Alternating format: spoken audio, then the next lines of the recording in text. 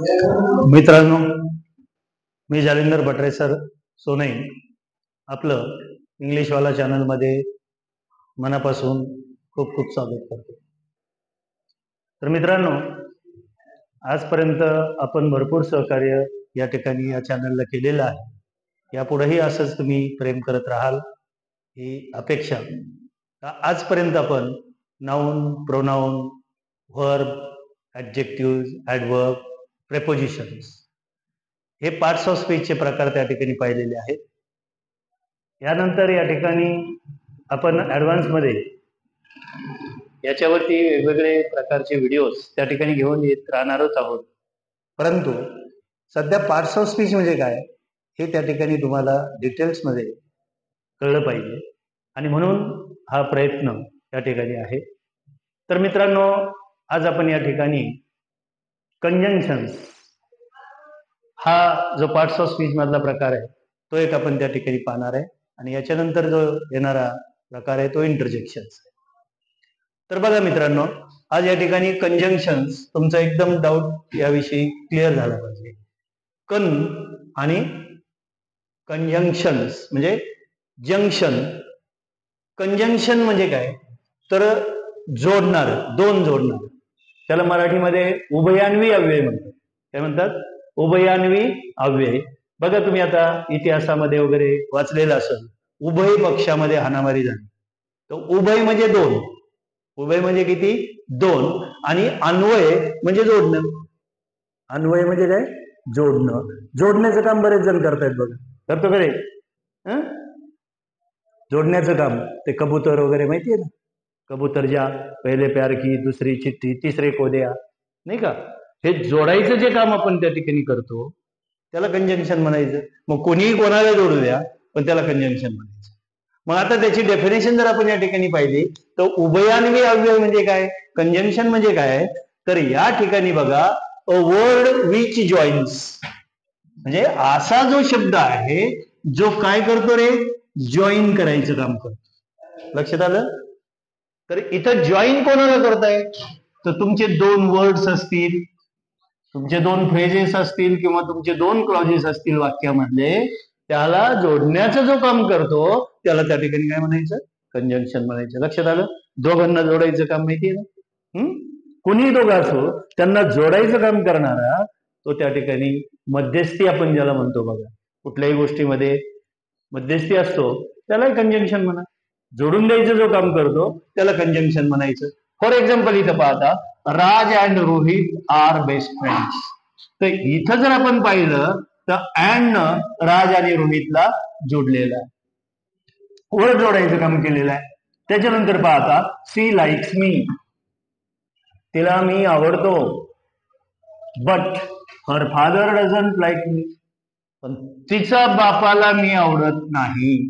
So but here works here to join two sentences, two clauses. लक्षात येते? हा एक क्लॉज आहे, she likes me, her father doesn't like me. हे दोन क्लॉज आहे आणि या दोन क्लॉजला एकत्र आणण्याचं, जोडण्याचं जे काम इथं कोणी केलेलं आहे? बटनं केलेलं आहे. आणि म्हणून या ठिकाणी जोडण्याचं काम करणारा जो शब्द आहे, मग तो शब्दांना जोडायचा असू द्या, फ्रेजेसला जोडायचा असू द्या, क्लॉजेसला जोडायचा असू द्या वाक्यामध्ये, त्याला त्या ठिकाणी काय म्हणायचं रे? कंजंक्शन. क्लिअर झालं इथपर्यंत? ओके. कंजंक्शन आता बघा कधी आठवलं पाहिजे. कंजंक्शन म्हणजे काय? बघ तो कंजंक्शन चालला म्हणजे तो जोडायचं काम करतोय. ओके. मग आता याच्यानंतर आपल्याला या ठिकाणी पाहिजे आहे टाइप्स ऑफ कंजंक्शन. या ठिकाणी कंजंक्शनचे 3 प्रकार आहेत. लक्षात घ्या. पहिला आहे कोऑर्डिनेटिंग कंजंक्शन, दुसरा आहे सबऑर्डिनेटिंग कंजंक्शन आणि तिसरं आहे कोरिलेटिव्ह कंजंक्शन. लक्षात येते का बघा. आता कोऑर्डिनेटिंग कंजंक्शन आपल्याला काय काम करतात रे? Always come between the two words or clauses. कुठं येतात हे? नेहमी दोन शब्द किंवा क्लॉजेसच्या मध्ये येतात. त्याला त्या ठिकाणी कोऑर्डिनेटिंग कंजंक्शन म्हणायचं आहे. मग आपण इथं जे पाहिलेलं आहे या दोन शब्दाच्या मध्ये आलेलं आहे अँड, आणि इथं जे आलेलं आहे दोन क्लॉजच्या मध्ये आलेलं आहे त्याला कोऑर्डिनेटिंग कंजंक्शन. आता कोऑर्डिनेटिंग कंजंक्शन एकदम सोप्या पद्धतीने कसे ध्यानात ठेवायचे बघा. एवढा शब्द या ठिकाणी ध्यानात ठेवा. कोणता रे? Fan boys. कोणता शब्द ध्यानात ठेवायचा? Fan boys. एवढे शब्द ध्यानात ठेवायचे. कोऑर्डिनेटिंग कंजंक्शन कोणी विचारले तर तिथून लक्षात लगेच सांगायचं फॅन बॉईज. मग फॅन बॉईज म्हणजे काय रे? तर एक एक शब्द पहा. एफ म्हणजे फॉर, ए म्हणजे अँड, एन म्हणजे नॉर, बी म्हणजे बट, ओ म्हणजे आर, वाय म्हणजे एट आणि एस म्हणजे सो. लक्षात राहिलं? मग आता याची प्रत्येकाची वाक्य त्या ठिकाणी बनतात नाही का? वेगवेगळी वाक्य आपण बनवू शकतो. फॉरचं वाक्य अँड असेल, नॉर असेल, बट असेल, ऑर असेल, एट असेल, सो असेल. हे वाक्यामध्ये दिसले की यांना त्या ठिकाणी कोऑर्डिनेटिंग कंजंक्शन्स म्हणायचं. याचे वेगवेगळे उदाहरण तुम्ही त्या ठिकाणी पाहू शकता. त्याच्यानंतर पहा आता सबऑर्डिनेटिंग कंजंक्शन. मग आता सबऑर्डिनेटिंग कंजंक्शन म्हणजे काय रे? पहिल्यांदा लक्षात घ्या. कोऑर्डिनेटिंग कंजंक्शन आपण काय पाहिलंय? Always come between the words and clauses. आणि आता सबऑर्डिनेटिंग म्हणजे काय? जॉईन्स. हे पण जोडण्याचं काम करतात. Subordinate clause to the main clause. आता बऱ्याच वेळा काय होतं रे? बऱ्याच जणांची ही कन्सेप्ट क्लिअर नाहीये. मेन क्लॉज म्हणजे काय आणि सबऑर्डिनेट क्लॉज म्हणजे काय? काय म्हणता येईल रे बघा बरं? मेन क्लॉज कशाला म्हणायचं, सबऑर्डिनेट क्लॉज कशाला म्हणायचं? तर मेन क्लॉज म्हणजे काय बघा आता. मेन क्लॉज म्हणजे काय? ती जन्माला आली, ती मोठी झाली, तिचं लग्न झालं, तिला मुलं झाले आणि ती गेली. लक्षात घ्या. मग आता इथं मेन क्लॉज कशाला म्हणायचं, सबऑर्डिनेट क्लॉज कशाला म्हणायचं? तर जी कृती, जी घटना अगोदर घडते ती झाली आपली मेन क्लॉज. आणि त्याच्यावर डिपेंड ज्या घटना घडत जातात बघा. इफ यू नो, नाही का, if you have phloem a kite, you will know that it goes high up in the air when you pull it against the wind. बघा, if you have flown a kite, तुम्ही जर पतंग उडवलेला असेल तर तुम्हाला माहित होईल की that it goes high up in the air when you pull it against the wind. म्हणजे ह्याच्यामध्ये जर तुम्ही पतंग उडवलेला असेल तरच तुम्हाला त्या ठिकाणी या बाकीचे म्हणजे जी मेन घटना असते, जी घटना अगोदर घडते तिला मेन क्लॉज म्हणा. आणि त्याच्यानंतर त्याच्यावर डिपेंड ज्या घटना घडत जातात त्याला सबऑर्डिनेट क्लॉज म्हणा. ओके, डिटेलमध्ये आपण या ठिकाणी पाहणारच आहोत. तर मग काय काम करतात रे हे सबऑर्डिनेटिंग कंजंक्शन? कशाचं काम करतात?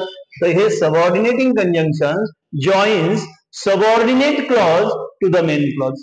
म्हणजे या मेन क्लॉजला सबऑर्डिनेट क्लॉज जॉईन करायचं काम करतात आणि म्हणून त्याला सबऑर्डिनेटेड क्लॉजेस, सबऑर्डिनेटिंग कंजंक्शन्स म्हणायचंय. मग त्याच्यामध्ये कोणते येतात रे? Though the stream was narrow, the stream was narrow, the current was strong. Although असेल, after, as far as if.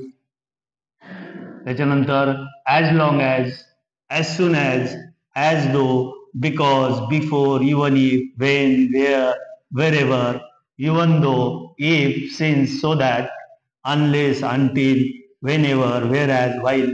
He conjunctions वाक्यामध्ये कुठेही आली तर त्याला पहिल्यांदा कंजंक्शन म्हणा. आणि याच्यामधनं जर असतील तर ते कोणते झाले रे? Subordinating conjunctions. ओके. आणि last one correlative conjunctions. आता को रिलेटिव्ह कंजंक्शन्स म्हणजे काय? त्याचा अर्थ पहा. को रिलेशन म्हणजे एकमेकांमध्ये रिलेशन दाखवणारे, त्याला कोऑर्डिनेटिंग आपलं को रिलेटिव्ह कंजंक्शन्स म्हणायचं. काय म्हणायचं? को रिलेटिव्ह कंजंक्शन. मग ते काय करतात रे? जॉईन्स वर्ड्स, फ्रेजेस और क्लॉजेस. हे बघ, तीन गोष्टी ते जोडतात दॅट कॅरी इक्वल इम्पॉर्टन्स. आता आपण इथं पाहिलं मेन क्लॉज आणि सबऑर्डिनेट क्लॉज, पण इथं जे आहेत को रिलेटिव्ह कंजंक्शन्स ते वर्ड्स असतील, फ्रेजेस असतील किंवा तुमचे क्लॉजेस असतील यांना जोडायचं काम करतात. पण दॅट कॅरी म्हणजे जे इक्वल इम्पॉर्टन्स असतं, त्यांचं महत्व सारखं असतं. या वाक्याचं महत्व तेवढंच आहे, त्या क्लॉजचं महत्व तेवढंच आहे. आणि मग या क्लॉजेसला जोडायचं किंवा वर्ड्सला जोडायचं किंवा फ्रेजेसला जोडायचं काम जे करतं त्याला को रिलेटिव्ह कंजंक्शन म्हणायचं. मग आता ते कोणते आहेत रे? Either or, neither nor, not only but also, as much as, किंवा no sooner than, rather than, whether or, as well as. हे सगळे त्या ठिकाणी काय आहेत रे? को रिलेटिव्ह कंजंक्शन्स आहेत. लक्षात आलं? को रिलेटिव्ह कंजंक्शन्स. ओके, तर एकदम सोपा टॉपिक त्या ठिकाणी होता. कंजंक्शन्स म्हणजे दोघांना जोडणार असा शब्द की जॉईन्स टू वर्ड्स, फ्रेजेस और क्लॉजेस इन अ सेंटेन्स. वाक्यामध्ये दोन शब्द असतील, दोन फ्रेजेस असतील किंवा दोन क्लॉजेस जोडले जातात. त्याच्यानंतर आपण ही उदाहरणं पाहिले. त्यानंतर हे जे टाइप्स ऑफ कंजंक्शन्स आहेत त्याचे प्रकार पडतात बघा. मग कोऑर्डिनेटिंग कंजंक्शन जे आहेत ते नेहमी काय करतात रे? Come between words and clauses और क्लॉजेस. क्लॉजेसच्या आणि वर्डच्या मध्ये ते कायम येतात आणि त्यांना ओळखायचं एकदम सोप्या पद्धतीने आहे की फॅन बॉईज म्हटलं की त्याचे लॉंग फॉर्म तुम्ही करू शकता. प्रत्येकाचा एक फॉर्म त्या ठिकाणी होतो आणि ते त्या ठिकाणी आपले कोऑर्डिनेटिंग कंजंक्शन्स होऊ शकतात. त्याच्यानंतर सबऑर्डिनेटिंग कंजंक्शन्स आपण पाहिले. Join subordinate clause to the main clause आणि ते हे आहेत. आणि त्याचबरोबर को रिलेटिव्ह जे कंजंक्शन्स आहेत ते काय करतात रे? जॉईनच करतात, पण कोणाला? वर्ड्स, फ्रेजेस आणि क्लॉजेस जे त्या ठिकाणी इक्वल इम्पॉर्टन्स असलेले त्या ठिकाणी असतात. तर अशा पद्धतीने या ठिकाणी व्हिडिओ पहा. काही अडचण असेल तर कमेंट बॉक्समध्ये त्या ठिकाणी निश्चितपणानं कळवा. व्हिडिओ आवडला लाईक करा, शेअर करा, त्याला सबस्क्राईब करा.